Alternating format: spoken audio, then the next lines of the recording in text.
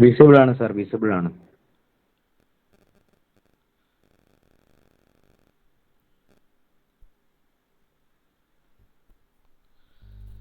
Sir screen visible ആണോ?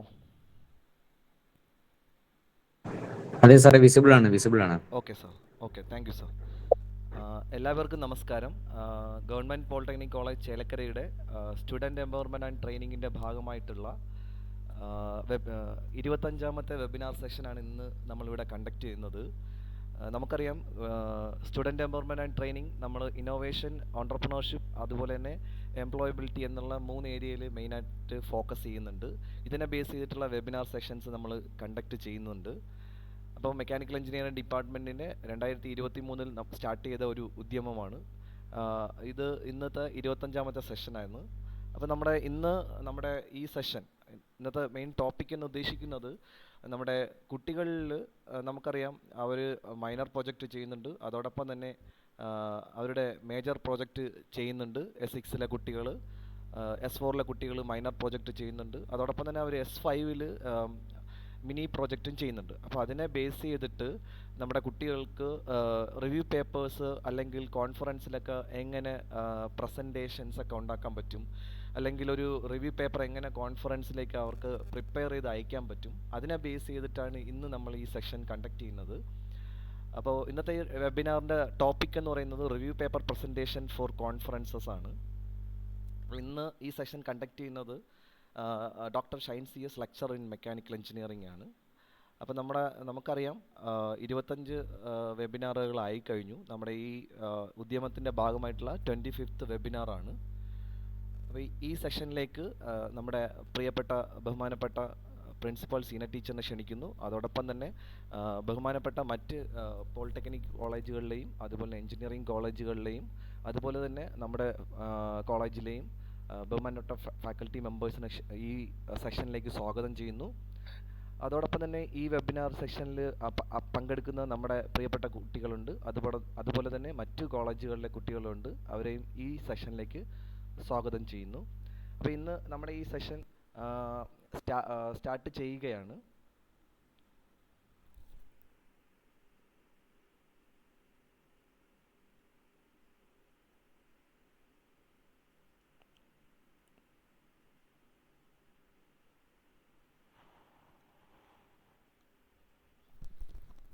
Jishnu sir, ഇത് screen visible അല്ലേ? അതെ സാറേ, വിസിബിൾ ആണ്, വിസിബിൾ ആണ്. ഓക്കെ, അപ്പോൾ നമുക്ക് നമ്മുടെ ടോപ്പിക്കിലേക്ക് കടക്കാം.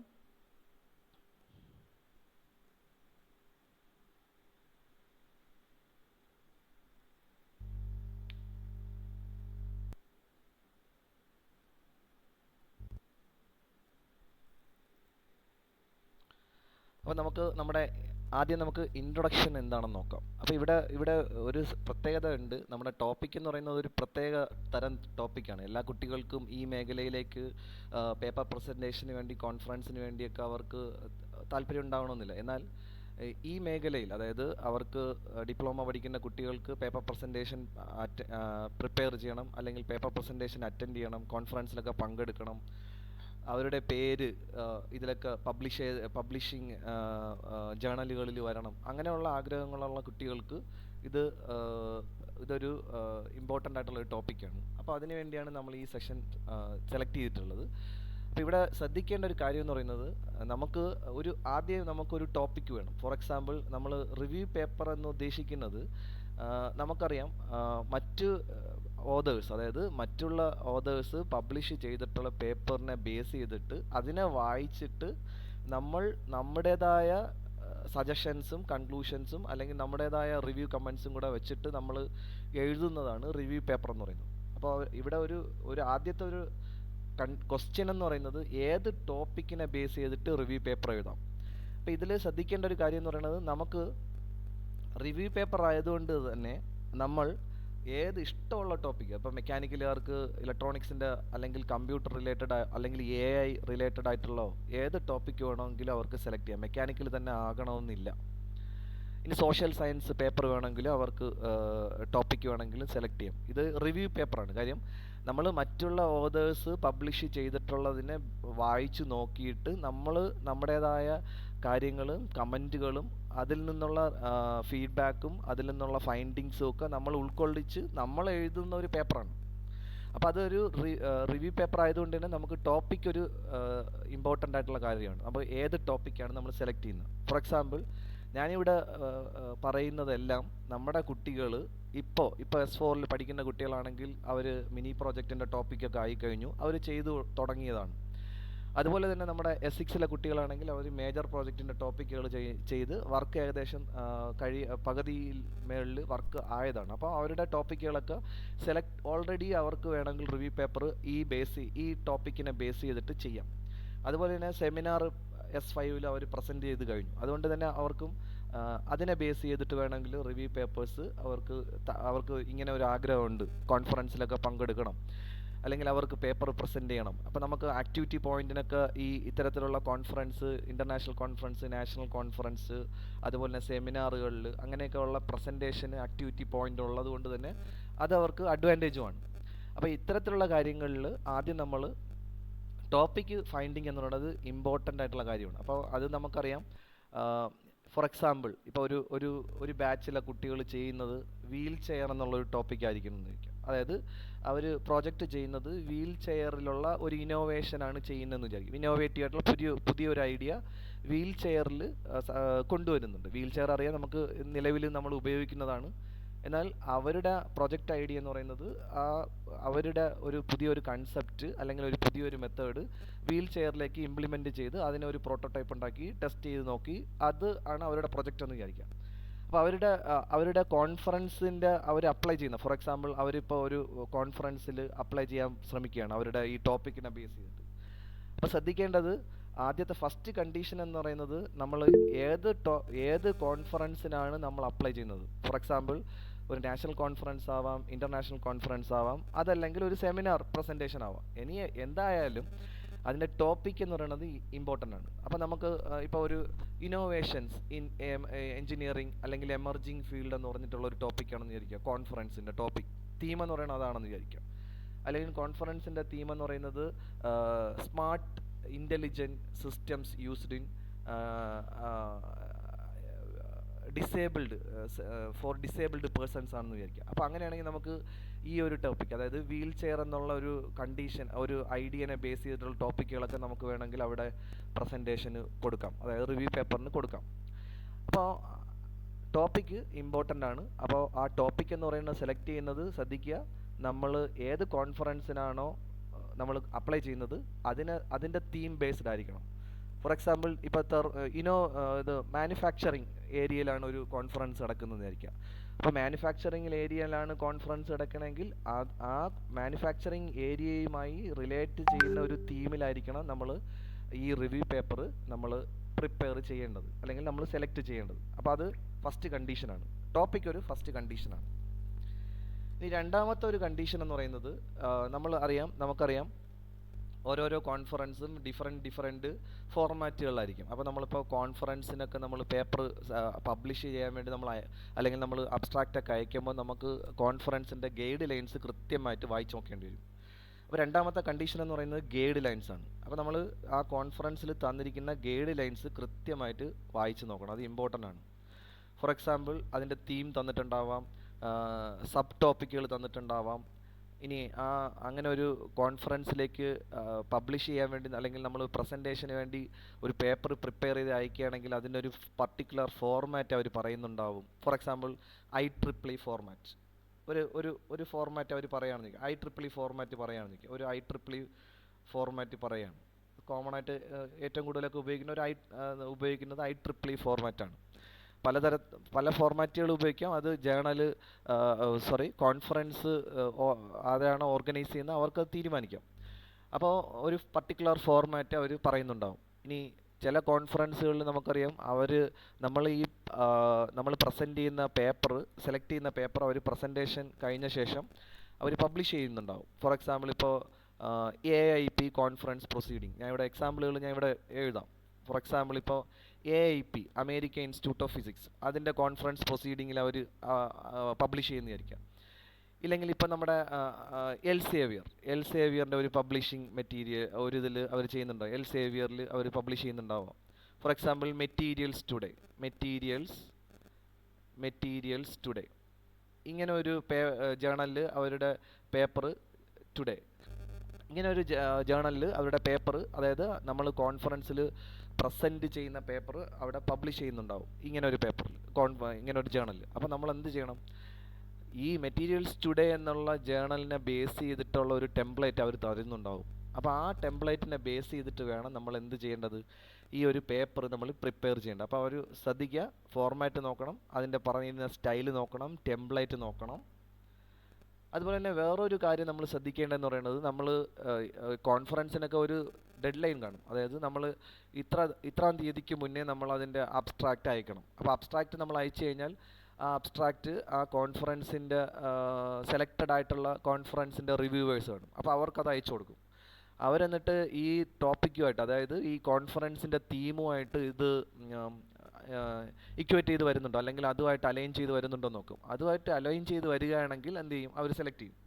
അപ്പോൾ അത് സെലക്ട് ചെയ്യാൻ വേണ്ടി അവർ ഡേറ്റ് വെച്ചിട്ടുണ്ട്, cut off date, final date of submission of abstract. അതുപോലെ തന്നെ ഈ ഫുൾ ലെങ്ത് പേപ്പർ, അതായത് നമ്മളൊരു കോൺഫറൻസിന് വേണ്ടി ഫുൾ പേപ്പർ പ്രിപ്പയർ ചെയ്ത് കഴിഞ്ഞാൽ അത് അയക്കേണ്ട ഡെഡ് ലൈനും കാണും. അപ്പോൾ അത് നോക്കണം, അത് നമ്മൾ നോക്കണം.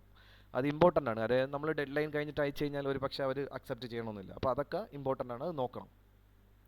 സോ അബ്സ്ട്രാക്റ്റ് സബ്മിഷൻ ഡേറ്റ് നമ്മൾ നോക്കണം, ഫുൾ ലെങ്ത് പേപ്പർ സബ്മിഷന് നമ്മൾ ഓർത്ത് വയ്ക്കണം. അതുപോലെ തന്നെ വേറെ കുറേ കാര്യങ്ങളൊക്കെ തന്നിട്ടുണ്ടാകും ഗൈഡ് ലൈൻസിൽ. അപ്പോൾ നമ്മൾ ഫോർ എക്സാമ്പിൾ ഇപ്പോൾ നമ്മൾ പബ്ലിഷ് ചെയ്യണമെങ്കിൽ, ഇപ്പോൾ ഒരു ജേണലിൽ നമ്മൾ പബ്ലിഷ് ചെയ്യണമെങ്കിൽ അവർ ഒരു പക്ഷേ പബ്ലിഷിംഗ് ചാർജ് വാങ്ങുന്നുണ്ടാവും. അതുപോലെ തന്നെ കോൺഫറൻസിൽ രജിസ്ട്രേഷൻ ഫീസ് പറയുന്നുണ്ടാവും. അങ്ങനെയുള്ള കാര്യങ്ങളൊക്കെ നമ്മൾ കൃത്യമായിട്ട് വായിച്ച് നോക്കണം. നമുക്ക് പറ്റുമെങ്കിൽ മാത്രം, അത് അക്സെപ്റ്റ് ചെയ്യാൻ പറ്റുമെങ്കിൽ അതിലേക്ക് അയക്കുക, അങ്ങനെ. അപ്പോൾ അതാണ് ആദ്യത്തെ കണ്ടീഷൻ. ആദ്യം നമ്മൾ നോക്കേണ്ട ഫസ്റ്റ് കാര്യം അതാണ്. ഇനി രണ്ടാമത് നമ്മൾ നോക്കേണ്ടതെന്ന് പറയുന്നത്, നമ്മുടെ റിസർച്ച് അല്ലെങ്കിൽ നമ്മളിപ്പോൾ നമ്മൾ റിവ്യൂ ചെയ്യാൻ ഉദ്ദേശിക്കുന്ന പ്രോബ്ലം ഏരിയ എന്താണ്, അതായത് അതിനെ ഡിഫൈൻ ചെയ്യണം. ഏതാണ് പ്രോബ്ലം എന്താണ്, അല്ലെങ്കിൽ അതിൻ്റെ ഏരിയ എന്താണ്. ഫോർ എക്സാമ്പിൾ ഇപ്പോൾ വീൽ ചെയർ ആണെങ്കിൽ ഡിസേബിൾഡ് ആയിട്ടുള്ള ആൾക്കാർക്ക് നമ്മൾ ഒരു ഇന്നോവേറ്റീവ് ആയിട്ടുള്ള വീൽ ചെയറാണ് നമ്മൾ നമ്മൾ ചെയ്യുന്ന പ്രോജക്റ്റ്. അപ്പോൾ അതിനെ ബേസ് ചെയ്തിട്ട് ഒരു റിവ്യൂ പേപ്പർ നമുക്ക് ഇറക്കണമെന്ന് വിചാരിക്കുക. അപ്പോൾ നമ്മൾ അതിൻ്റെ പ്രോബ്ലം എന്ന് പറയുന്നത് നമുക്ക് മനസ്സിലായിട്ടുണ്ടാവും. ഡിസേബിൾഡ് ആയിട്ടുള്ള ഒരു ഫേസ് ചെയ്യുന്ന ഒരു പ്രോബ്ലമാണ് ഇത്ര ഇന്നോവേറ്റീവ് ആയിട്ടുള്ള, സ്മാർട്ടായിട്ടും ഇൻ്റലിജൻറ്റും ആയിട്ടുള്ള ഒരു വീൽ ചെയർ. അപ്പോൾ അതിൻ്റെ ഏരിയ നമുക്ക് മനസ്സിലായി, അത് ഡിസേബിൾഡ് പേഴ്സൺസിനുള്ളതാണ്. അപ്പോൾ നമ്മൾ എന്ത് ചെയ്യണം?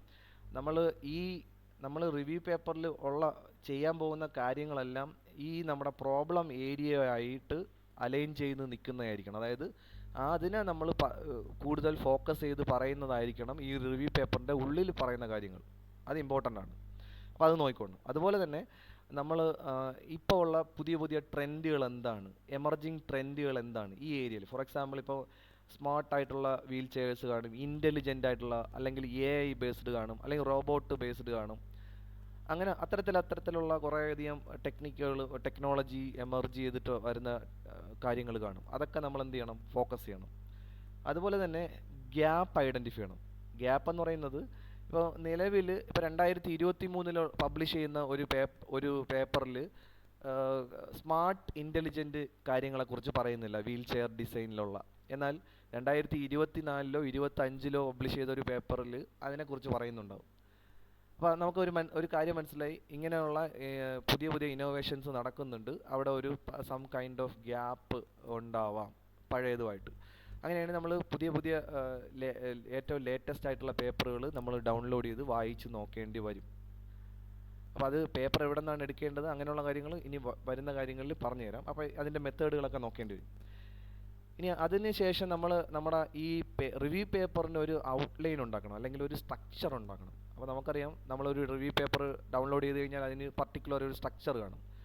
ആദ്യം അബ്സ്ട്രാക്റ്റ് ആയിരിക്കും, അത് കഴിഞ്ഞ് അബ്സ്ട്രാക്റ്റ് എന്ന് പറയുന്നത് ഇപ്പോൾ ഒരു കോൺഫറൻസിൽ അവർ പറയുന്ന കണ്ടീഷനിൽ പറയുന്നുണ്ടാവും, ഒരു 150 വേർഡ്സ് അല്ലെങ്കിൽ 250 വേർഡ്സിൽ കവിയാൻ പാടില്ല, അങ്ങനെ ഒരു കണ്ടീഷൻ പറയുന്നുണ്ടാവും. അപ്പോൾ നമ്മൾ എഴുതുന്ന അബ്സ്ട്രാക്റ്റും അതുപോലെ തന്നെ അതിനകത്ത് നിൽക്കുന്നതായിരിക്കണം. ഇനി അത് കഴിഞ്ഞ് ഇൻട്രൊഡക്ഷൻ അത് പറയുന്നുണ്ടാവും. അതായത് നമ്മൾ മിക്കവാറും കേസുകളിൽ ഈ ഫോർമാറ്റ്, അതായത് നമുക്ക് തന്നിരിക്കുന്ന ഗൈഡ് ലൈനിലുള്ള ഫോർമാറ്റിൽ ഈ ഒരു ഔട്ട്ലൈൻ സ്ട്രക്ചർ അതിനകത്ത് അവർ പറയുന്നുണ്ടാവും. ചില കേസുകളിൽ അവർ പറയുന്നുണ്ടാവില്ല. അങ്ങനെയാണെങ്കിൽ നമുക്ക് ഈ ഒരു റിവ്യൂ പേപ്പറിനൊക്കെ ഈ ഒരു മെയിനായിട്ടുള്ള ബേസ് ചെയ്തിട്ട് നമുക്ക് എന്ത് ചെയ്യാം, ഒരു ഔട്ട്ലൈൻ ഉണ്ടാക്കാം, ഒരു സ്ട്രക്ചർ ഉണ്ടാക്കാം. അബ്സ്ട്രാക്റ്റ്, ഇൻട്രൊഡക്ഷൻ, പിന്നെ ലിറ്ററേച്ചർ റിവ്യൂ, മെത്തഡോളജി, പിന്നെ മെയിൻ ബോഡി, പിന്നെ അതിൻ്റെ ഡിസ്കഷൻ, കൺക്ലൂഷൻ, റെഫറൻസ്. ഇങ്ങനെ ഒരു ഔട്ട്ലൈൻ നമുക്ക് ഉണ്ടാക്കാം, ഒരു സ്ട്രക്ചർ ഉണ്ടാക്കാം. അപ്പോൾ ഇവിടെ ശ്രദ്ധിക്കേണ്ടത്, നമുക്ക് ഇവരെ ഗൈഡ് ലൈൻസിൽ പറയുന്നുണ്ടാവും ഇത്ര പേജ്, ഫോർ എക്സാമ്പിൾ 5 പേജ് ആയിരിക്കണം, അല്ലെങ്കിൽ 6 പേജ് ആയിരിക്കണം, ഡബിൾ കോളം ഫോർമാറ്റ് ആണോ, സിംഗിൾ കോളം ഫോർമാറ്റ് ആണോ, അതൊക്കെ ഈ ഗൈഡ് ലൈനിൽ പറയും. അതിനെ ബേസ് ചെയ്തിട്ടാണ് നമ്മൾ ഉണ്ടാക്കുന്നത്. അത് നമ്മൾ ശ്രദ്ധിക്കണം. അപ്പം കൂടുതൽ നമ്പർ ഓഫ് പേജസ് വരികയാണെങ്കിൽ ഒരു പക്ഷേ നമ്മൾ അഡീഷണൽ ചാർജ് കൊടുക്കേണ്ടി വരും. അങ്ങനെയൊക്കെ ഉണ്ടാവും ചില കോൺഫറൻസുകളിൽ. എന്നാൽ ചിലതിൽ അത് പറയുന്നുണ്ടാവില്ല. അത് നമ്മൾ കോൺഫറൻസിനെ ഡിപ്പെൻഡ് ചെയ്യും. അപ്പോൾ അത് നമ്മൾ കൃത്യമായിട്ട് ഗൈഡ് ലൈൻസ് വായിച്ചു കഴിഞ്ഞാൽ നമുക്ക് മനസ്സിലാവും. അപ്പോൾ ഔട്ട്ലൈൻ നമ്മൾ എന്ത് ചെയ്യണം, ആദ്യം ഒരു ഔട്ട്ലൈൻ നമ്മൾ വെക്കണം. ഈ റിവ്യൂ പേപ്പറിൻ്റെ ഒരു ഔട്ട്ലൈൻ വെക്കണം. അപ്പം ഇതാണ് ഈ പറയുന്നതാണ് ഇതിൻ്റെ ഔട്ട്ലൈൻ എന്ന് പറയുന്നത്. ഇനി അത് കഴിഞ്ഞ ശേഷം നമ്മൾ ലിറ്ററേച്ചർ സെർച്ച് നടത്തണം. ഫോർ എക്സാമ്പിൾ നമുക്കറിയാം വീൽ ചെയറാണ്. അപ്പോൾ വീൽ ചെയറിൻ്റെ കീവേഡുകൾ അല്ലെങ്കിൽ കീ സോഴ്സസ് എന്ന് പറയുന്നത് നമുക്കിപ്പോൾ എവിടെ നിന്നൊക്കെ സെർച്ച് ചെയ്ത് കിട്ടാം. നമുക്കറിയാം ഗൂഗിൾ സ്കോളർ എല്ലാവർക്കും അറിയാവുന്നതാണ്. ഗൂഗിൾ അറിയാം. അപ്പോൾ ഗൂഗിൾ സ്കോളർ അടിച്ചു കഴിഞ്ഞാൽ ഗൂഗിൾ സ്കോളറിനകത്ത് നമുക്ക് ഈ ഒരു topic, for example innovative wheel chair എന്ന് പറഞ്ഞ് നമ്മളിങ്ങനെ ടൈപ്പ് ചെയ്തിട്ട് ഗൂഗിൾ സ്കോളറിൽ സെർച്ച് ചെയ്യുമെന്ന് വിചാരിക്കാം. അപ്പോൾ ഇങ്ങനെ സെർച്ച് ചെയ്യുമ്പോൾ അതിൻ്റെ ലെഫ്റ്റ് സൈഡിൽ ഇയർ ഓഫ് പബ്ലിക്കേഷൻസ് വരും. ഇയർ ഓഫ് പബ്ലിക്കേഷൻസ് ഇപ്പോൾ ലേറ്റസ്റ്റ് 2025 വേണം, 2024 വേണം. അപ്പോൾ അങ്ങനെ നമ്മൾ സെലക്ട് ചെയ്ത് കൊടുത്തു കഴിഞ്ഞാൽ നമുക്കറിയാം ഏതൊക്കെയാണ് ഏറ്റവും ലേറ്റസ്റ്റ് ആയിട്ടുള്ള പബ്ലിഷ് ചെയ്ത പേപ്പർ എന്ന് നമുക്കറിയാം. അപ്പോൾ അതിൽ തന്നെ നമുക്ക് ഗൂഗിൾ സ്കോളറിൽ സെർച്ച് ചെയ്യുമ്പോൾ തന്നെ ഡൗൺലോഡ് ചെയ്യാൻ പറ്റുന്ന PDF ഡൗൺലോഡ് ഫ്രീ ആയിട്ട് നമുക്ക് ആക്സസ് ചെയ്യാൻ പറ്റുന്നതിന് അതിൻ്റെ ബ്രാക്കറ്റിനകത്ത് PDF എന്ന് പറഞ്ഞ് കാണിച്ചിട്ടുണ്ടാവും, അല്ലെങ്കിൽ വേർഡ് എന്ന് പറഞ്ഞ് കാണിച്ചിട്ടുണ്ടാവും, അല്ലെങ്കിൽ XML ഫയൽ എന്ന് പറഞ്ഞ് കാണിച്ചിട്ടുണ്ടാവും. അത് നമുക്ക് ഡയറക്റ്റ് ഡൗൺലോഡ് ചെയ്ത് വായിച്ച് നോക്കാൻ പറ്റുന്നതാണ്. എന്നാൽ ചില ഇത് നമുക്ക് ഡൗൺലോഡ് ചെയ്യാൻ പറ്റത്തില്ല. അപ്പോൾ അത് നമ്മൾ ഇൻസ്റ്റിറ്റ്യൂഷൻസിനൊക്കെ അപ്രൂവൽ ആക്സസ് ചെയ്യാൻ പറ്റുന്ന കണ്ടീഷൻസൊക്കെ ഉണ്ട്. ഇപ്പോൾ Elsevier ജേർണൽ നമുക്ക് ആക്സസ് ചെയ്യാൻ പറ്റുകയാണെങ്കിൽ അത്തരത്തിലുള്ള ഇൻസ്റ്റിറ്റ്യൂഷൻസിൽ നിന്ന് നമുക്കത് ഡൗൺലോഡ് ചെയ്യാൻ പറ്റും. For example NIT Palakkad, IIT Palakkad, അങ്ങനെയുള്ള ഇൻസ്റ്റിറ്റ്യൂഷൻസിലൊക്കെ മിക്കവാറും എല്ലാ ജേർണലുകളും നമുക്ക് ഈസി ആയിട്ട് ഡൗൺലോഡ് ചെയ്യാൻ പറ്റും. കാര്യം അവരെല്ലാം സബ്സ്ക്രിപ്ഷൻസ് ഉള്ളവരായിരിക്കും. അപ്പോൾ അത് നമുക്ക് നോക്കാം. അതാണ് ഒന്ന് ഗൂഗിൾ സ്കോളർ. പിന്നെ രണ്ടാമതൊരു ഡാറ്റാബേസാണ് സ്കോപ്പസ് ഡാറ്റാബേസ് ഉണ്ട്. അതുപോലെ തന്നെ IEEE എക്സ്പ്ലോർ ഡാറ്റാബേസ് ഉണ്ട്. അതുപോലെ തന്നെ നമ്മുടെ സയൻസ് ഡയറക്റ്റിൻ്റെ ഡാറ്റാബേസ് ഉണ്ട്. അതിനകത്തൊക്കെ നമുക്ക് വേണമെങ്കിൽ കയറിയിട്ട് അതിൻ്റെ വെബ്സൈറ്റിൽ കയറിയിട്ട് നമുക്ക് ഈ ടോപ്പിക്കിന് അടിച്ചു കൊടുത്തു കഴിഞ്ഞാൽ അതിനെ ബേസ് ചെയ്തിട്ടുള്ള പേപ്പറുകൾ വരും. അപ്പോൾ നിങ്ങൾ ശ്രദ്ധിക്കേണ്ടത്, നമ്മൾ ഈ കീ സോഴ്സ് ഐഡൻറ്റിഫൈ ചെയ്ത് കഴിഞ്ഞാൽ, അതായത് എവിടെ നിന്നൊക്കെ നമുക്ക് ഈ ഇതിനെ പറ്റിയുള്ള കാര്യങ്ങൾ പഠിച്ചെടുക്കാൻ പറ്റും, നിലവിലുള്ള പബ്ലിഷ് ചെയ്ത കാര്യങ്ങൾ പഠിക്കാൻ പറ്റും. അപ്പോൾ നമ്മൾ കീ സോഴ്സ് അറിഞ്ഞിരിക്കണം. അതിനുശേഷം അടുത്ത ഒരു കാര്യം നമ്മൾ നോക്കേണ്ടത് കീവേഡുകളാണ്. ഫോർ എക്സാമ്പിൾ നമ്മളിങ്ങനെ സെർച്ച് ചെയ്യുമ്പോൾ നമുക്ക് കീവേഡുകൾ വേണ്ടി വരും. അപ്പോൾ വീൽ ചെയർ, സ്മാർട്ട്, ഇൻ്റലിജൻറ്റ്, അങ്ങനെയൊക്കെയുള്ള കീവേഡുകൾ നമുക്ക് കൊടുക്കാം. അതാണ് ഉദ്ദേശിക്കുന്ന കീവേഡ്. നമ്മളിതിനെ ഏറ്റവും പെട്ടെന്ന് നമ്മളിപ്പം ഒരാൾ ഒരു വേർഡ് അടിച്ച് EDM, ഇലക്ട്രിക്കൽ ഡിസ്ചാർജ് മെഷീൻ, അപ്പോൾ ഈ EDM അടിച്ചു കഴിഞ്ഞാൽ തന്നെ ഒരു ലക്ഷക്കണക്കിന് ടോപ്പിക്കുകളെ ബേസ് ചെയ്തിട്ടുള്ള കാര്യങ്ങൾ ഗൂഗിളിൽ കയറി വരും. എന്താണ് അതിൻ്റെ കീവേഡ് അങ്ങനെയാണ് കൊടുത്തിരിക്കുന്നത്. അപ്പോൾ അതാണ് ഉദ്ദേശിക്കുന്ന കീവേഡ്. അപ്പോൾ നമ്മൾ കീവേഡുകൾ നമ്മൾ ഉപയോഗിക്കുക മാക്സിമം സെർച്ച് ചെയ്യുമ്പോൾ. അതുപോലെ തന്നെ ഇതിൽ നമ്മൾ റെലവൻസ് ചെക്ക് ചെയ്യണം. ഫോർ എക്സാമ്പിൾ ഇപ്പോൾ ഏറ്റവും റെപ്യൂട്ടഡ് ആയിട്ടുള്ള ജേർണലുകളാണോ, for example Taylor and Francis, Sage publication, Interscience, അതുപോലെ തന്നെ Elsevier പബ്ലിക്കേഷൻസ്, എമറാൾഡ് പബ്ലിക്കേഷൻസ്, അങ്ങനെയുള്ള ഹൈലി റെപ്യൂട്ടഡ് ജേർണലുകളിലാണോ വന്നിട്ടുള്ളത്. ഫോർ എക്സാമ്പിൾ നമ്മുടെ വളരെ നാഷണൽ കോൺഫറൻസിനൊക്കെ അത് വലിയ ഇമ്പോർട്ടൻസ് അല്ല. പക്ഷേ ഇൻ്റർനാഷണൽ കോൺഫറൻസ്, ഈ കോൺഫറൻസ് വഴി പബ്ലിഷ് ചെയ്യുന്ന ജേർണലുകൾ സ്കോപ്പസ്, SCI ഇൻഡെക്സ്ഡ്, അങ്ങനെയൊക്കെ ആണെങ്കിൽ വെബ് ഓഫ് സയൻസ് ഇൻഡെക്സ്ഡ് ഒക്കെ ആണെങ്കിൽ ഭയങ്കര കണ്ടീഷൻസ് അവർ പറയുന്നുണ്ടാവും. അപ്പോൾ അത് നോക്കണം. നമ്മൾ ഡൗൺലോഡ് ചെയ്ത് വായിച്ച് നോക്കുന്ന പേപ്പറിൻ്റെ ക്വാളിറ്റി നമ്മൾ ചെക്ക് ചെയ്യണം. അപ്പോൾ നല്ല ജേർണലിലുള്ള പേപ്പറുകളാണെങ്കിൽ അതിൻ്റേതായ ക്വാളിറ്റി അതുണ്ട്, കീപ്പ് ചെയ്യുന്നുണ്ടാവും. അതുപോലെ തന്നെ നമ്മൾ ടോപ്പിക്കുമായിട്ട് റിലവൻ്റ് ആയിരിക്കണം. ടോപ്പിക്കുമായിട്ട് നമ്മൾ സെർച്ച് ചെയ്യുന്ന ടോപ്പിക്കുമായിട്ട്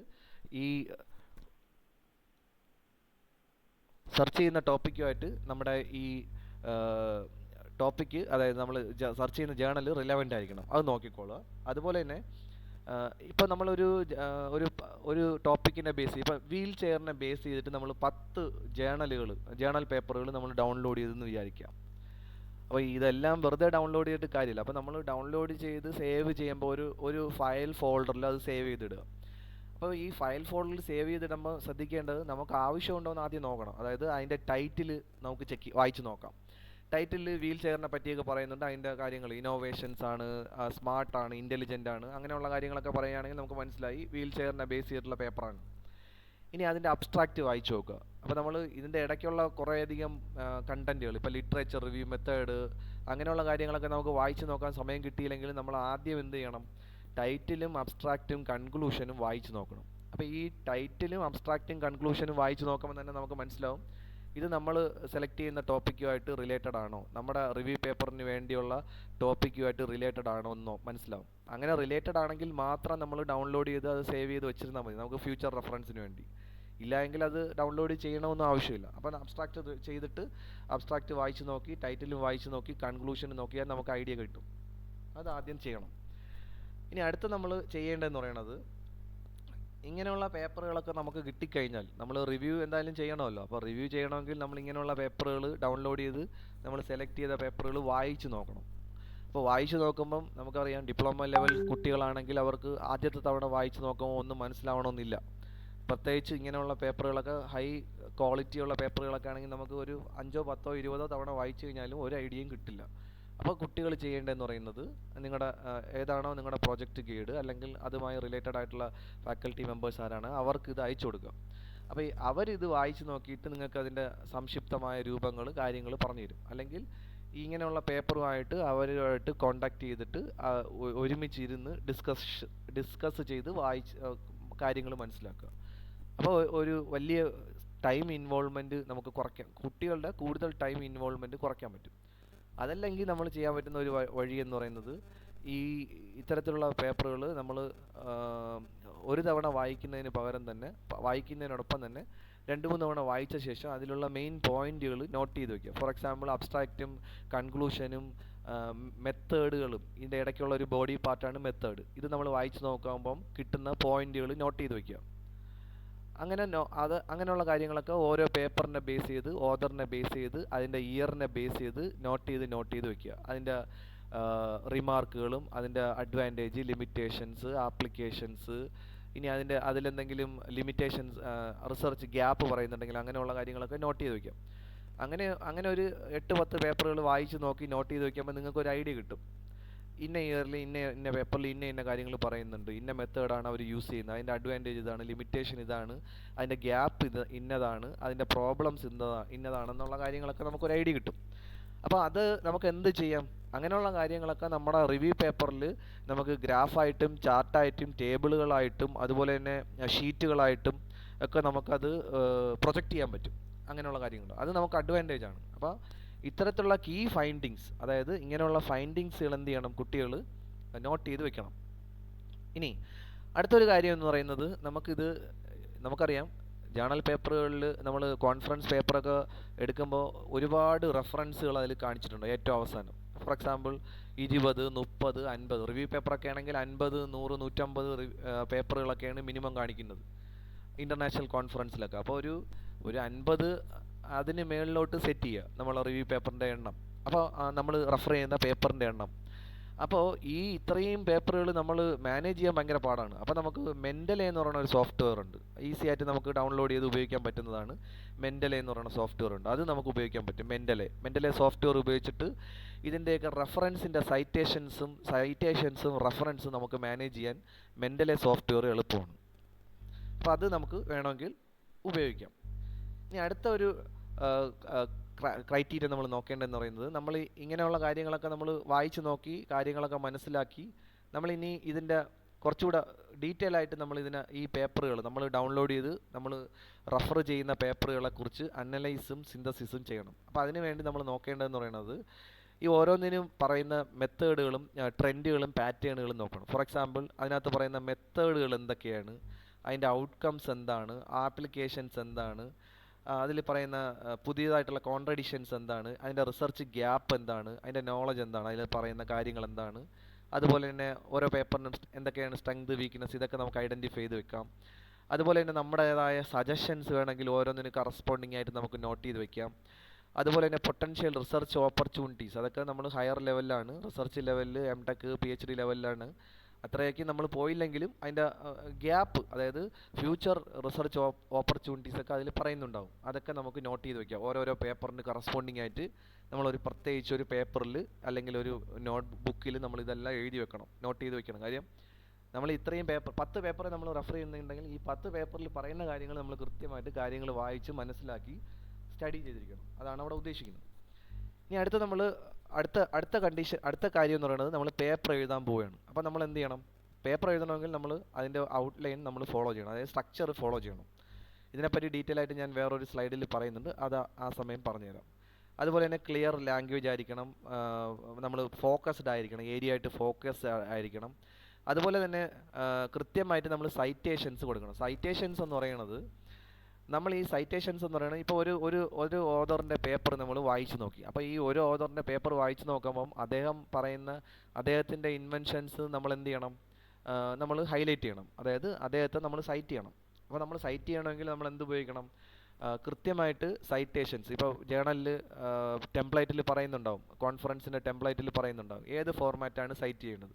ചിലതിലാണെങ്കിൽ ഇങ്ങനെ, ഇപ്പോൾ IEEE ആണെങ്കിൽ നമുക്ക് ഇങ്ങനെ സ്ക്വയർ ബ്രാക്കറ്റിനകത്ത് ഉണ്ടെന്ന് കാണിക്കും. ഫോർ എക്സാമ്പിൾ നിങ്ങളൊരു പേപ്പർ എടുത്ത് നോക്കി കഴിഞ്ഞാൽ അതിനകത്ത് സ്ക്വയർ ബ്രാക്കറ്റിനകത്ത് ഉണ്ടെന്ന് കാണിക്കും. എന്താണ്? ഞാനിവിടെ എഴുതുന്നുണ്ട്, ശ്രദ്ധിക്കുക, ഞാനിവിടെ എഴുതുന്നുണ്ട്, ഇപ്പോൾ സ്ക്വയർ ബ്രാക്കറ്റിനകത്ത് ഉണ്ടെന്ന് കാണിക്കുന്നു. അപ്പോൾ അവിടെ ശ്രദ്ധിക്കേണ്ടത്, ഒന്നാമത്തെ നമ്മുടെ റെഫറൻസ് പ്രകാരമാണ് ഈ സെൻറ്റൻസ് നമ്മൾ എടുത്തിരിക്കുന്നത്. അതായത് ഈ ഒന്നാമത്തെ ഓഥർ പറയുന്ന കാര്യങ്ങളാണ് ഈ സെൻറ്റൻസിൽ ഞാൻ ഉൾപ്പെടുത്തിയിരിക്കുന്നത്. അതാണ് ഈ ഒരു സൈറ്റേഷൻ കൊണ്ട് ഉദ്ദേശിക്കുന്നത്.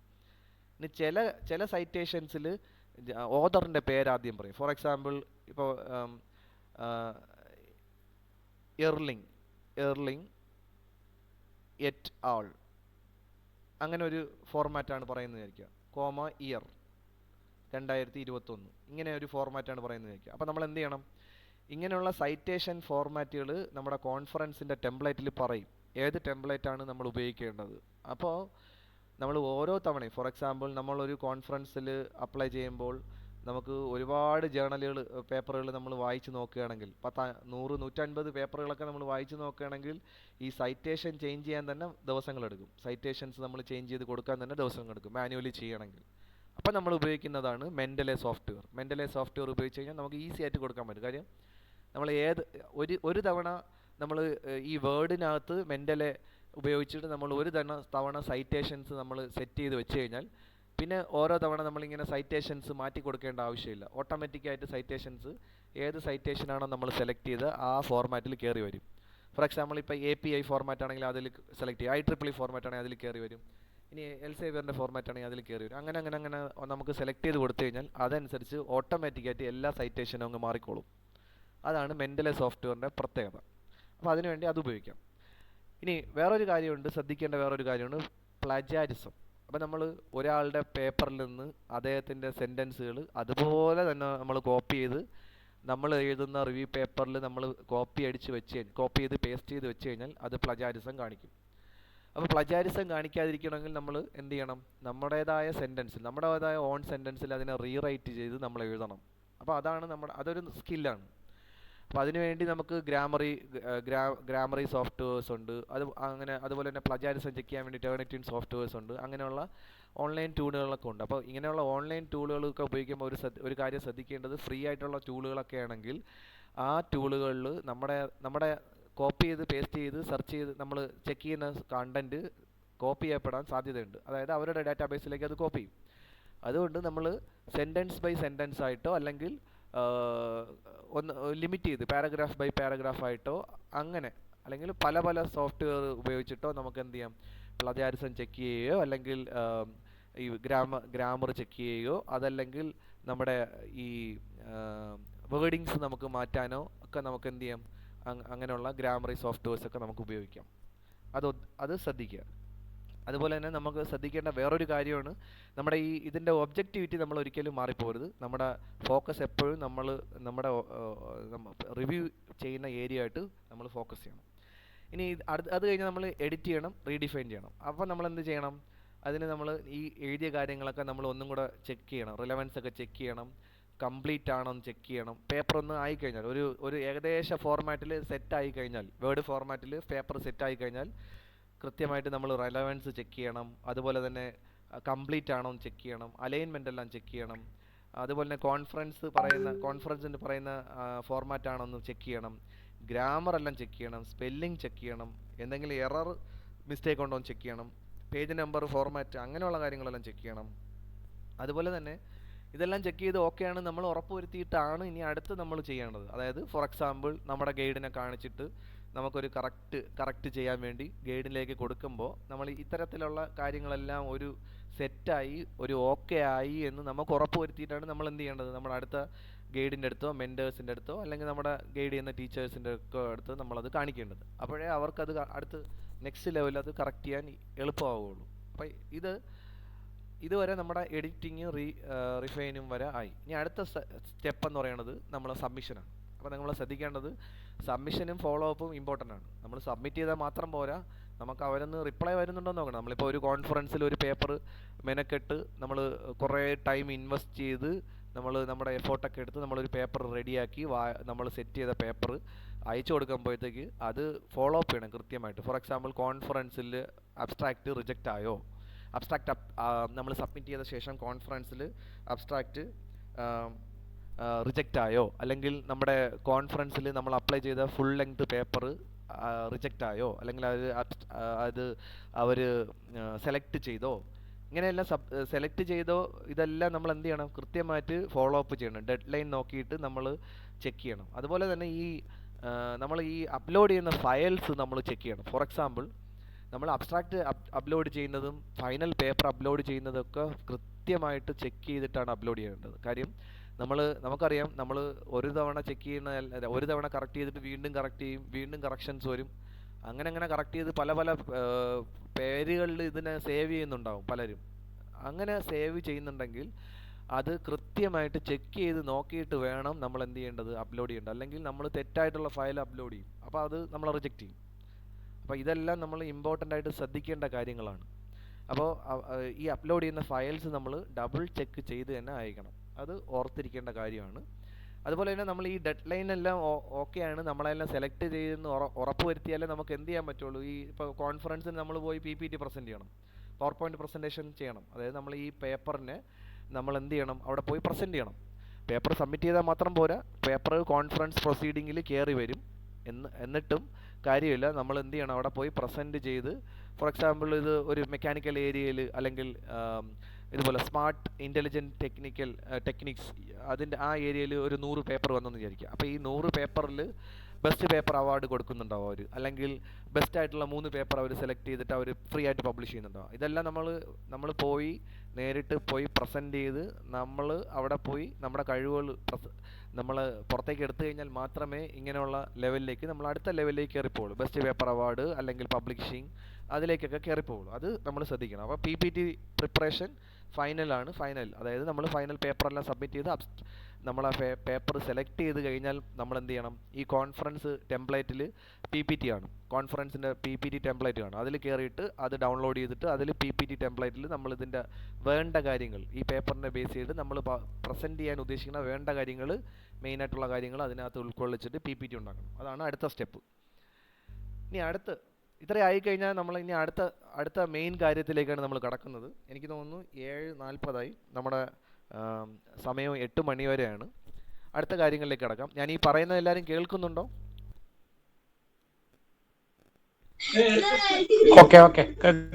കേൾക്കുന്നുണ്ട്. അപ്പോൾ ഞാൻ ഇതിൻ്റെ ലാസ്റ്റ് നമുക്ക് ഇതിൻ്റെ ഡിസ്കഷനിലേക്ക് വരാം. അപ്പോൾ നമ്മൾ ശ്രദ്ധിക്കുക, ഒരു റിവ്യൂ പേപ്പർ എടുത്തു കഴിഞ്ഞാൽ നമ്മുടെ ഔട്ട്ലൈൻ ഇങ്ങനെയായിരിക്കും വരേണ്ടത്.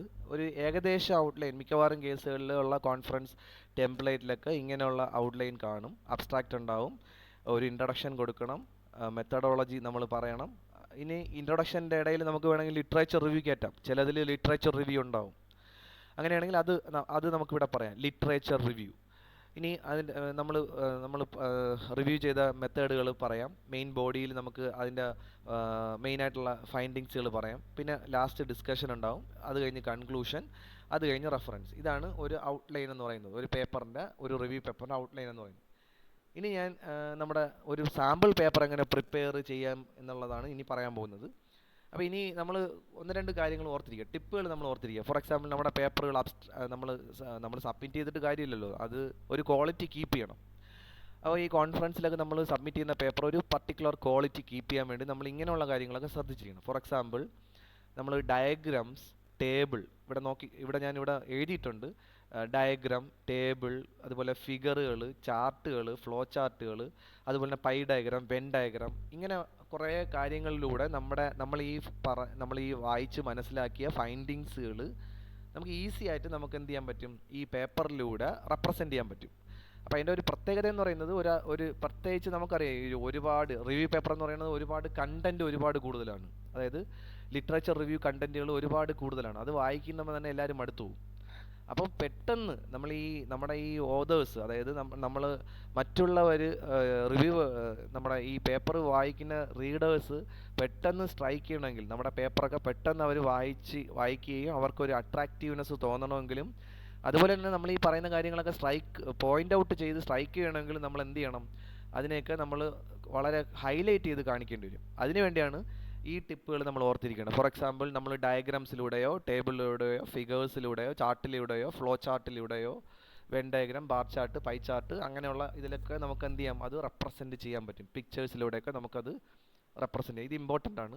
ഇത് ഉണ്ടെങ്കിലേ നമ്മൾ റിവ്യൂ പേപ്പറിലൊക്കെ ഹൈലൈറ്റ് ചെയ്ത് കാണിക്കാം. കാര്യം അല്ലെങ്കിൽ മൊത്തം തിയറി കണ്ടൻറ്റുകൾ വെറും വേർഡിങ്സ് ആയിട്ട് മൊത്തം നിറഞ്ഞു കിടക്കും. അപ്പോൾ നമ്മൾ ഒരാൾ വായിച്ചു കഴിഞ്ഞാൽ അയാൾക്ക് മടുപ്പ് തോന്നും.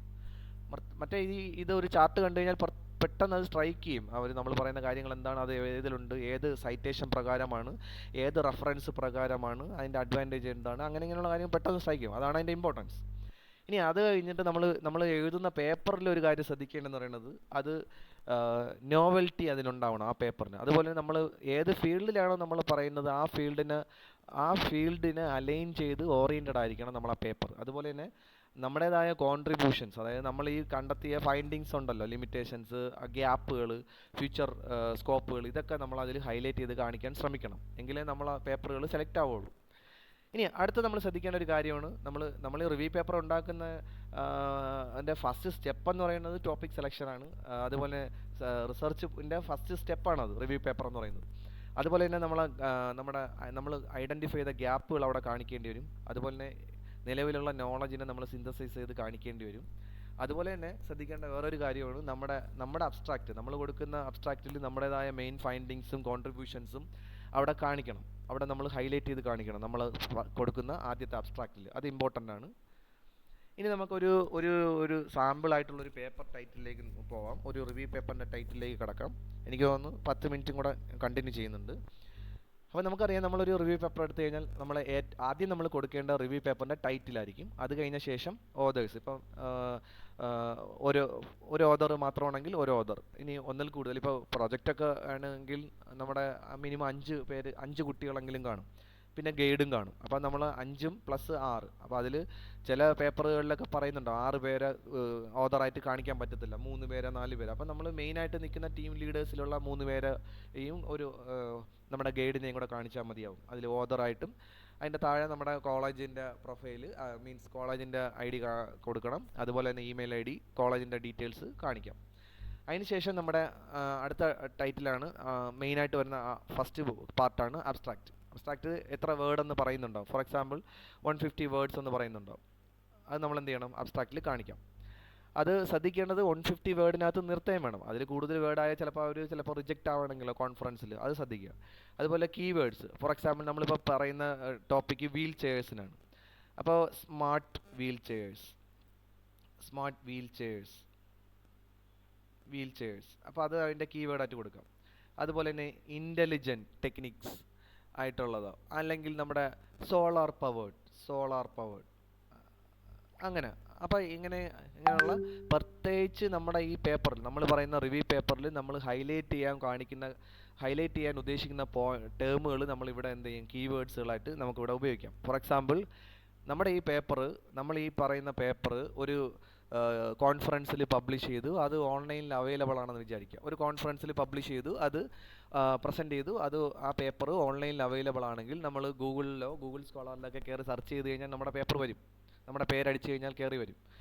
ഇനി നമ്മുടെ പേരൊന്നും അറിഞ്ഞുകൂടാത്ത ലക്ഷക്കണക്കിന് കോടിക്കണക്കിന് ആൾക്കാരുണ്ട്. അപ്പോൾ അവരെന്ത് ചെയ്യും, അവരൊരു ടോപ്പിക് അടിക്കുന്നുണ്ടാവും, സ്മാർട്ട് വീൽ ചെയേഴ്സ്. അങ്ങനെ ഒരു ടോപ്പിക്ക്, ഒരു കീവേഡ് അടിച്ച് സെർച്ച് ചെയ്യണമെന്ന് വിചാരിക്കുക ഗൂഗിളിൽ, അല്ലെങ്കിൽ ഗൂഗിൾ സ്കോളറിൽ കയറി സെർച്ച് ചെയ്യണമെന്ന് വിചാരിക്കുക. അപ്പോൾ എന്ത് ചെയ്യും, നമ്മൾ ഈ കീവേഡ് സെർച്ച് ചെയ്യുമ്പോഴത്തേക്ക് നമ്മുടെ പേപ്പറുകൾ കയറി വരും.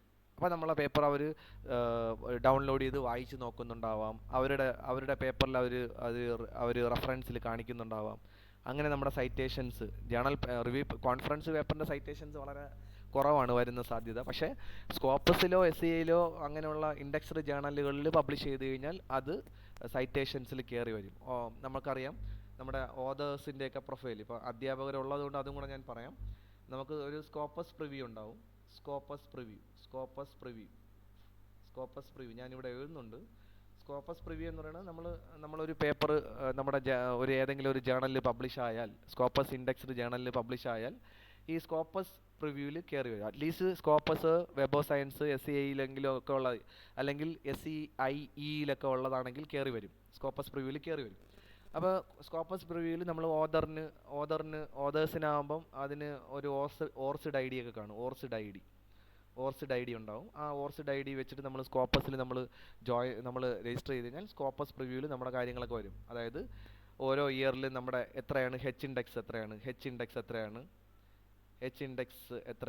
അതുപോലെ തന്നെ I ഇൻഡെക്സ് എത്രയാണ്, അതുപോലെ തന്നെ നമ്മുടെ പേപ്പർ എത്ര എണ്ണത്തിൽ സൈറ്റേഷൻസ് ചെയ്തിട്ടുണ്ട്, സൈറ്റേഷൻസ് കാണിക്കും. അതുപോലെ തന്നെ ഇയർ വൈസ് ഉള്ളത്, ഫോർ എക്സാമ്പിൾ 2021 എത്രയാണ് സൈറ്റേഷൻ നമ്മുടെ പേപ്പർ, 2022 എത്രയാണ് സൈറ്റേഷൻ, 2023 എത്രയാണ് സൈറ്റേഷൻ, ഇങ്ങനെ ഗ്രാഫിൽ ഇയർ വൈസ് കാണിക്കും. അതൊക്കെ അതിൽ ഉണ്ടാവും. അത് ഈ സ്കോപ്പസ് പ്രിവ്യൂവിൽ കയറിയാൽ ഉണ്ടാവും. അത് നമ്മളൊരു പേപ്പർ പബ്ലിഷ് ആയാലേ അങ്ങനെ വരുള്ളൂ. ഫോർ എക്സാമ്പിൾ നല്ല ജേണലുകളിൽ പബ്ലിഷ് ആയാലേ അത് കയറി വരുള്ളൂ. ഇനി അടുത്തത് നമ്മുടെ കീവേഡ് കഴിഞ്ഞ് കഴിഞ്ഞാൽ അടുത്തൊരു കാര്യമാണ് നമ്മൾ ഫോർ എക്സാമ്പിൾ നമ്മുടെ പേപ്പറിൻ്റെ ഉള്ളിൽ നമ്മൾ ഈ കീവേഡിൽ ഫോർ എക്സാമ്പിൾ നമ്മൾ ഷോർട്ട് ഫോമുകൾ ഉപയോഗിക്കേണ്ടത്. അതായത് നമ്മൾ ഇപ്പോൾ ഒരു ജേണലിൽ EDM എന്ന് കൊടുക്കുകയാണെങ്കിൽ, EDM എന്ന് പറയുന്നത് ഇലക്ട്രിക് ഡിസ്ചാർജ് മെഷീനിങ് ആണ്. അപ്പോൾ ഈ EDM നമ്മളിങ്ങനെ ഇടയ്ക്ക് ഇതിനെ ഫുൾ എക്സ്പാൻഡ് ചെയ്ത് ഈ ജേണൽ റിവ്യൂ പേപ്പറിൻ്റെ ഇടയിൽ കാണിക്കണമെന്നില്ല. EDM എന്ന് പറയുന്നത് ആദ്യം നമ്മൾ ഈ നോമൻക്ലേച്ചറിൽ അത് കാണിച്ചു കഴിഞ്ഞാൽ നമുക്ക് ഇടയ്ക്ക് വീണ്ടും അത് എക്സ്പാൻഡ് ചെയ്ത് കാണിക്കണം. അപ്പോൾ ഒരു പ്രത്യേകതയുണ്ട്, പേജ് നമ്പർ ഇൻക്രീസ് ചെയ്യില്ല, വേർഡിൻ്റെ നമ്പേഴ്സ് കുറഞ്ഞു വരും. അത് അതിൻ്റെ അഡ്വാൻറ്റേജ് ആണ്. അതുപോലെ തന്നെ റിപ്പീറ്റഡ് ആയിട്ട് ഇങ്ങനെയുള്ള വേർഡ് കയറി വരില്ല, അതിൻ്റെ ഷോർട്ട് ഫോമേ കയറി വരുള്ളൂ. അതങ്ങനെ നമുക്ക് കാണിക്കാം, വേണമെങ്കിൽ അങ്ങനെ കാണിക്കാം, നോമൻക്ലേച്ചർ കാണിക്കാം. അത് കഴിഞ്ഞിട്ട് നമ്മൾ അടുത്ത നമ്മൾ മെയിൻ ബോഡിയിലേക്ക് വരാം. അതിൽ ആദ്യത്തെ പാർട്ട് ഇൻട്രൊഡക്ഷനാണ്. അപ്പോൾ ഇൻട്രൊഡക്ഷൻ പാർട്ടിൽ നമ്മൾ റിവ്യൂ പേപ്പർ എഴുതാൻ ഉദ്ദേശിക്കുന്ന പേപ്പറിനെ ബേസ് ചെയ്തിട്ട് 1, 2 അല്ലെങ്കിൽ 3 പാരഗ്രാഫിനകത്ത് വരുന്ന രീതിയിൽ ചിലപ്പോൾ വേർഡിൻ്റെ കൗണ്ട് പറഞ്ഞിട്ടുണ്ടാവും. അങ്ങനെയാണ് ആ വേർഡിൻ്റെ കൗണ്ടിനനുസരിച്ച് നമ്മൾ എന്ത് ചെയ്യണം, ഇൻട്രൊഡക്ഷൻ റെഡിയാക്കണം. ഇനി ഇങ്ങനെയുള്ള കാര്യങ്ങൾ നമ്മൾ പറയുന്നതോടൊപ്പം തന്നെ നമുക്ക് വേണമെങ്കിൽ ഫിഗേഴ്സും ഇവിടെ കാണിക്കാം. ഫോർ എക്സാമ്പിൾ നമുക്കൊരു ഫിഗർ ഉണ്ടിൽ schematic diagram of basic working of electric wheelchair കാണിക്കാം വേണമെങ്കിൽ. അത് നമ്മൾ റെഫറൻസ് 4 പ്രകാരമാണ് നമ്മളത് ആ ഫിഗർ എടുത്തിട്ടുള്ളതെങ്കിൽ അത് ഇവിടെ ഇവിടെ ബ്രാക്കറ്റിൽ കാണിക്കാം. റെഫറൻസ് 4 പ്രകാരമാണ് ഈ ഫിഗർ നമ്മൾ എടുത്തിട്ടുള്ളത് അല്ലെങ്കിൽ നമ്മൾ പറയുന്നതെങ്കിൽ അതവിടെ കാണിക്കാം, ബ്രാക്കറ്റിൽ കാണിക്കണം, റെഫറൻസ് സൈറ്റ് ചെയ്ത് കാണിക്കണം. ഇനി നമ്മൾ അടുത്തൊരു പാർട്ടാണ് ലിറ്ററേച്ചർ റിവ്യൂ. അപ്പോൾ ഞാനിത് രണ്ടാമതായി കൊടുത്തിരിക്കുന്നത് ലിറ്ററേച്ചർ റിവ്യൂ ആണ്. നമ്മളിപ്പോൾ 10 പേപ്പർ നമ്മൾ സെർച്ച് ചെയ്യുമെന്ന് വിചാരിക്കുക. 10 പേപ്പർ നമ്മൾ ഡൗൺലോഡ് ചെയ്തു, 10 പേപ്പേഴ്സ് നമ്മൾ ഡൗൺലോഡ് ചെയ്തു. അതാണ് നമ്മൾ ഇതിൽ കാണിക്കാൻ ഉദ്ദേശിക്കുന്നത്, ഈ കോൺഫറൻസ് പേപ്പറിൽ കാണിക്കാൻ ഉദ്ദേശിക്കുന്നത്. അപ്പോൾ നമ്മൾ ഇതുമായിട്ട് വായിച്ച് നോക്കിയിട്ട് റിലേറ്റഡ് വർക്കിനെ കുറിച്ചൊക്കെ എഴുതാം. അതിൻ്റെ ക്രോണോളജിക്കൽ റിവ്യൂ എഴുതാം. ഫോർ എക്സാമ്പിൾ നമ്മൾ ഓരോ ഇയറിൽ നമ്മൾ ഈ റെഫർ ചെയ്ത പേപ്പറിൽ 2021 എത്ര പേപ്പറുണ്ട്, 2022 എത്ര പേപ്പറുണ്ട്, 2023 എത്ര പേപ്പറുണ്ട്, 2024 എത്ര പേപ്പറുണ്ട്, അതിൽ ഏതൊക്കെ മെത്തേഡുകളാണ് ഉപയോഗിക്കുന്നത്. For example percentage publications. ഈ ചാർട്ട് നമുക്ക് എന്തിലുണ്ടാക്കിയെടുക്കാൻ പറ്റും, എക്സലിൽ ഉണ്ടാക്കിയെടുക്കാൻ പറ്റും. ഈ ചാർട്ട് എക്സലിൽ നമുക്ക് ഈസി ആയിട്ട് ഉണ്ടാക്കിയെടുക്കാം. മൈക്രോസോഫ്റ്റ് എക്സലിൽ നമുക്ക് ഈസി ആയിട്ട് ഉണ്ടാക്കിയെടുക്കാൻ പറ്റും. അപ്പോൾ ഇതിലിപ്പോൾ സ്മാർട്ട് മെത്തേഡ് എത്ര, ഈ ഗ്രീനിൽ കളറിൽ കാണിച്ചിരിക്കുന്ന സ്മാർട്ട് മെത്തേഡാണ്, ബ്ലാക്ക് കളറിൽ കാണിച്ചിരിക്കുന്ന കൺവെൻഷണൽ മെത്തേഡ്. അപ്പം 2024 കൺവെൻഷണൽ ആയിട്ടുള്ള ഈ വീൽ ചെയറിൻ്റെ ബേസ് ചെയ്തിട്ടുള്ള എത്ര പബ്ലിക്കേഷൻസ് വന്നിട്ടുണ്ട്, അതുപോലെ സ്മാർട്ട് മെത്തേഡിനെ ബേസ് ചെയ്തിട്ട് എത്ര പബ്ലിക്കേഷൻസ് വന്നിട്ടുണ്ട്. ഇത് നമ്മൾ എന്ത് ചെയ്യണം, നമ്മൾ എക്സലിൽ ചെയ്യണം. എക്സലിൽ നമ്മൾ ഈ ഡാറ്റ എടുത്ത് നമ്മൾ വായിച്ച് നോക്കി മനസ്സിലാക്കിയിട്ട് ഡാറ്റ എടുത്ത് എക്സലിൽ കൊടുത്ത് എക്സലിനകത്ത് നമ്മൾ ഈ ചാർട്ട് ഉണ്ടാക്കിയെടുക്കണം. അത് നമ്മൾ ഇതിനകത്ത് കാണിക്കാം. അത് നമുക്ക് അപ്പോൾ ഹൈലൈറ്റ് ചെയ്ത് കാണിക്കാൻ പറ്റും. നമ്മൾ എടുത്തുന്ന റെഫറൻസ് പേപ്പേഴ്സിനെ നമ്മൾ ഹൈലൈറ്റ് ചെയ്ത് നമുക്ക് കാണിക്കാൻ പറ്റും. അടുത്തതാണ്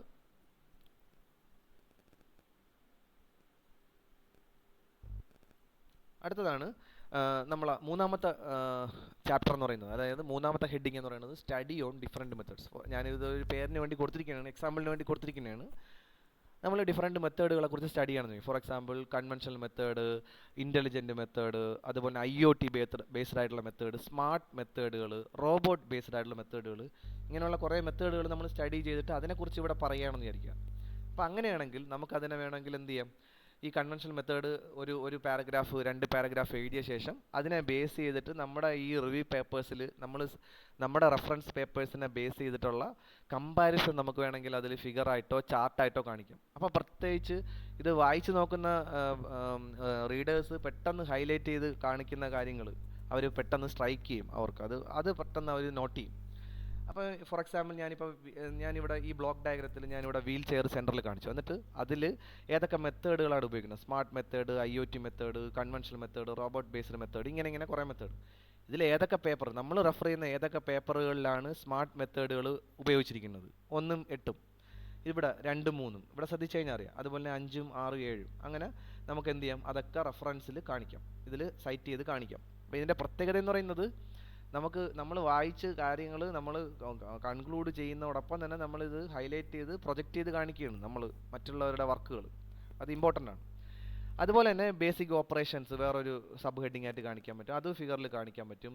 അതുപോലെ തന്നെ ഓരോരോ ഓതേഴ്സ് ഓരോ മെത്തേഡിൻ്റെ കോൺട്രിബ്യൂഷൻസ്, എത്ര കോൺട്രിബ്യൂഷൻസ് ഉണ്ട്. നമ്മളിപ്പോൾ 10 പേപ്പർ, ഫോർ എക്സാമ്പിൾ നമ്മളിപ്പോൾ 12 പേപ്പർ റിവ്യൂ ചെയ്തിട്ടുണ്ടെങ്കിൽ, വായിച്ച് നോക്കിയിട്ടുണ്ടെങ്കിൽ, അതിൽ സ്മാർട്ട് മെത്തേഡിനെ ബേസ് ചെയ്തിട്ട് എത്ര പേപ്പറുണ്ട്, ഈ ചാർട്ട് നമുക്ക് എന്തിൽ കിട്ടും, എക്സലിൽ ഉണ്ടാക്കിയെടുക്കാൻ പറ്റും.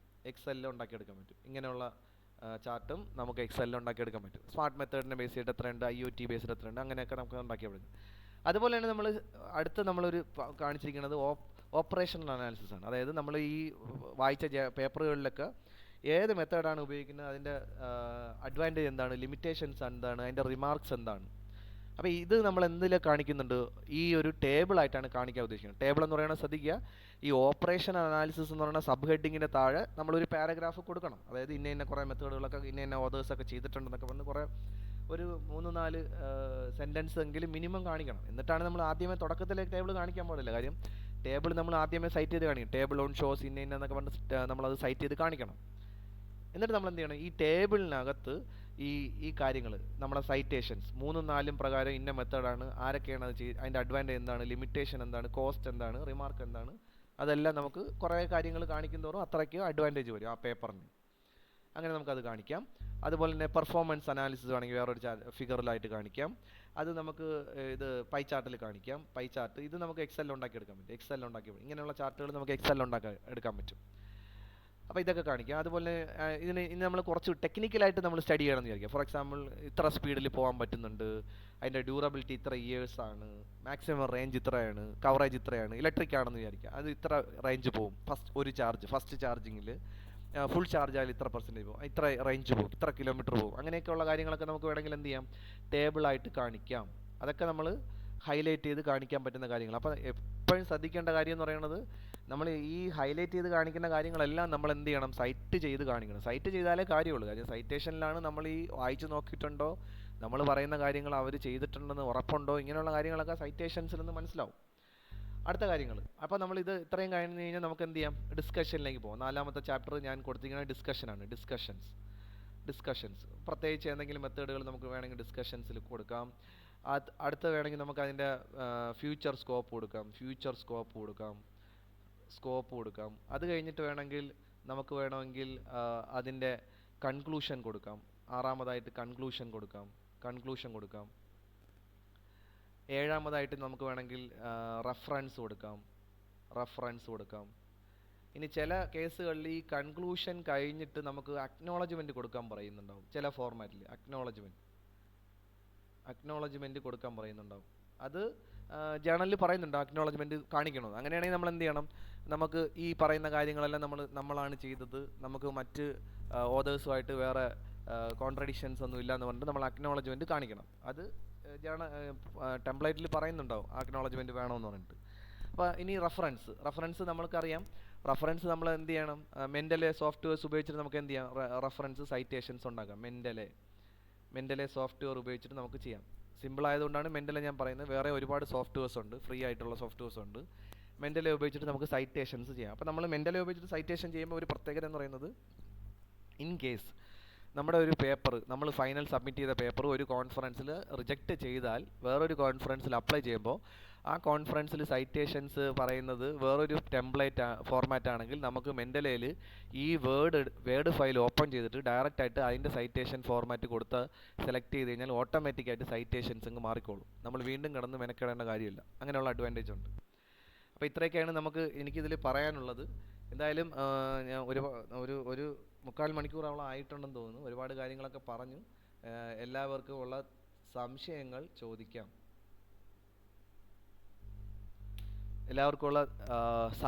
ചോദിക്കാം. എനിക്ക് തോന്നുന്നു ആദ്യം നമ്മുടെ ഫാക്കൽറ്റി മെമ്പേഴ്സിനുള്ള സംശയങ്ങൾ ചോദിക്കാം. അതിനുശേഷം നമ്മുടെ സ്റ്റുഡൻസിൻ്റെ സംശയങ്ങൾ നോക്കാം. ഞാൻ ഈ പറയുന്നത് കേൾക്കുന്നുണ്ടോ എല്ലാവരും? Okay sir. ഓക്കെ ഉണ്ട് സാർ, കേൾക്കാം സാർ. അപ്പോൾ നമ്മുടെ ഫാക്കൽറ്റി മെമ്പേഴ്സിന് എന്തെങ്കിലുമൊക്കെ സംശയങ്ങളുണ്ടെങ്കിൽ ചോദിക്കാം. ആദ്യമായിട്ട് നമ്മുടെ faculty members. Good evening Shine sir. Sir good evening sir. ഒരു ഇതുവരെ ആരും ടച്ച് ചെയ്യാത്ത ഒരു പുതിയ ഒരു ടോപ്പിക്കാണ് സാറ് സെലക്ട് ചെയ്തത്. എന്തായാലും വളരെ നന്ദിയുണ്ട്. ഇനിയും ഒരുപാട് കാര്യങ്ങൾ, നമുക്കൊരു ബ്രീഫായ കാര്യങ്ങൾ മാത്രമാണ് മനസ്സിലായിട്ടുള്ളത്. ഇനിയും ഒരുപാട് കാര്യങ്ങൾ നമ്മളിത് കുട്ടികൾക്ക് ഡിസ്കസ് ചെയ്യുമ്പോൾ ഒരുപാട് കാര്യങ്ങൾ ഇനിയും അറിയേണ്ടതായിട്ടുണ്ടാവും. എന്തായാലും കുട്ടികൾക്ക് ജേർണൽസും അതേമാതിരി കോൺഫറൻസൊക്കെ അറ്റൻഡ് ചെയ്യാനുള്ള ഒരു ധൈര്യം സാറുടെ ഈ ഒരു വെബിനാറിന് കിട്ടിയെന്നാണ് ഞാൻ മനസ്സിലാക്കുന്നത്. Thank you sir.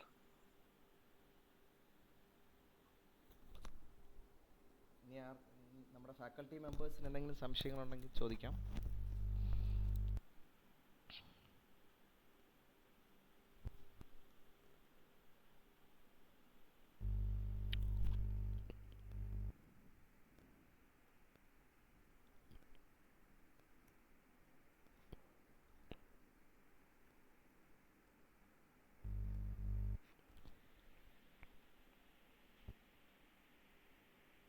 Hello,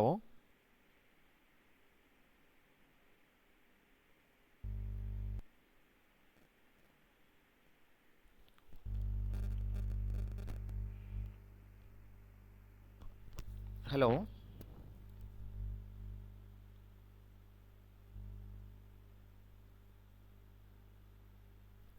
hello, കേൾക്കുന്നുണ്ടോ ഞാൻ ഈ പറയുന്നത്?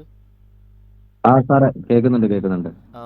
നമ്മുടെ ഫാക്കൽറ്റി, എനിക്ക് തോന്നുന്നു ഫാക്കൽറ്റി മെമ്പേഴ്സിന് ആർക്കും സംശയമില്ലെങ്കിൽ നമ്മുടെ കുട്ടികൾക്ക് എന്തെങ്കിലും സംശയം ഉണ്ടെങ്കിൽ ചോദിക്കാം.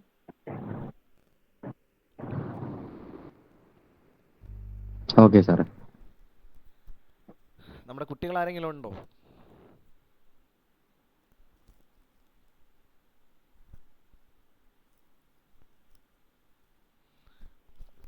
സജിത് ബാ സാറുണ്ട്, മഞ്ജുള ടീച്ചറുണ്ട്, അതുപോലെ തന്നെ സജിത ടീച്ചറുണ്ട്. കുട്ടികളിൽ സനലുണ്ടല്ലേ, അഭിഷേകുണ്ട്. കുട്ടികൾക്ക് എന്തെങ്കിലും സംശയമുണ്ടോ?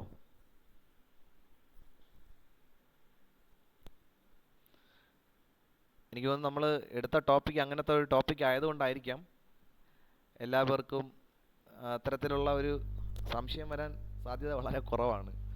സജിത് ബാബു സാറുണ്ടോ? Sajith Babu sir,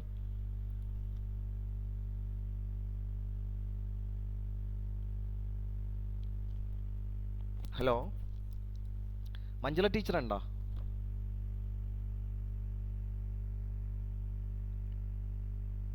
hello sir, ഞാനുണ്ട്.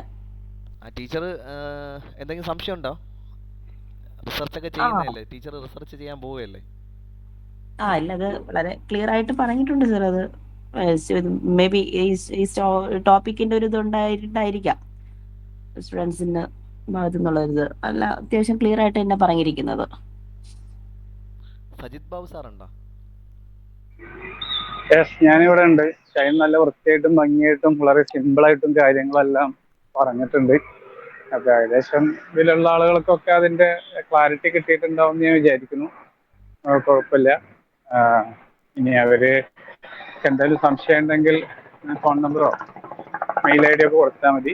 കുഴപ്പമില്ല എന്ന് എനിക്ക് തോന്നുന്നു. വളരെ ക്ലിയർ ആയിട്ട് നല്ല ഭംഗിയായിട്ട് പറഞ്ഞിട്ടുണ്ട് എല്ലാ കാര്യങ്ങളും. Thank you sir, thank you.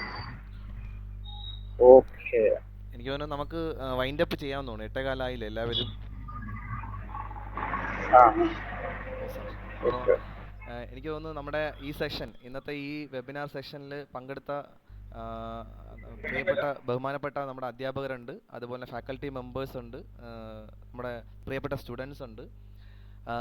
ഈ വെബിനാർ സെഷനിൽ പങ്കെടുത്ത എല്ലാവർക്കും department of mechanical engineering government polytechnic college ചേലക്കരയുടെ പേരിലും, അതുപോലെ തന്നെ സ്റ്റുഡൻറ്റ് എംപവർമെൻറ്റ് ആൻഡ് ട്രെയിനിങ് സെറ്റിൻ്റെ ഭാഗമായിട്ടുള്ള നന്ദിയും കടപ്പാടും അറിയിക്കുകയാണ്. അടുത്ത നമ്മുടെ വെബിനാർ സെഷൻ നിങ്ങൾക്ക് അതിൻ്റെ ഡീറ്റെയിൽസും ലിങ്കും നിങ്ങൾക്ക് ഷെയർ ചെയ്ത് തരുന്നതാണ്. എല്ലാവർക്കും നമ്മുടെ ഈ അടുത്ത വെബിനാർ സെക്ഷനിലേക്ക് സ്വാഗതം. സോ ജോയിൻ ചെയ്ത എല്ലാവർക്കും ഒരിക്കൽ കൂടി നന്ദി പറയുകയാണ്. നമ്മുടെ ഈ ഒരു ചെറിയ ടോപ്പിക് എന്ന് പറയുന്നത് സിമ്പിളാണെന്ന് നമ്മൾ തോന്നുകയാണെങ്കിലും നമ്മൾ അതിലേക്ക് ഇറങ്ങുമ്പോഴാണ് അതിൻ്റേതായ കുറേയധികം കാര്യങ്ങളുണ്ട് എന്ന് നമ്മൾ മനസ്സിലാക്കുകയും നമ്മൾ എത്രത്തോളം കുറേ കാര്യങ്ങൾ വായിക്കണം, അല്ലെങ്കിൽ വായിച്ച് മനസ്സിലാക്കണം, അതെങ്ങനെ റെപ്രസെൻ്റ് ചെയ്യണം, അങ്ങനെയുള്ള കാര്യങ്ങൾ പ്രസൻറ്റ് ചെയ്യണം, അങ്ങനെയുള്ള കാര്യങ്ങളൊക്കെ നമ്മൾ മനസ്സിലാക്കണമെങ്കിൽ ഇതിലേക്ക് ഇറങ്ങിച്ചെല്ലണം. കുറച്ച് നമ്മൾ ഇറങ്ങിച്ചെല്ലാനും മെനക്കെടാനും കുറച്ച് സമയമൊക്കെ അതിന് വേണ്ടി സ്പെൻഡ് ചെയ്യാനും പറ്റിയാൽ നമ്മുടെ പ്രിയപ്പെട്ട കുട്ടികൾക്കും ഇത്തരം മേഖലകളിലേക്ക്, അല്ലെങ്കിൽ ഇങ്ങനെയുള്ള കാര്യങ്ങളിലേക്ക് നിങ്ങൾക്കും കടന്നു വരാം, നിങ്ങൾക്കും പ്രസൻറ്റ് ചെയ്യാം, നിങ്ങളുടെ പേര് എല്ലാവരും അറിയപ്പെടട്ടെ. അതുപോലെ തന്നെ എല്ലാവർക്കും ഒരു ശുഭദിനം ആശംസിക്കുന്നു. നന്ദി, നമസ്കാരം. Thank you.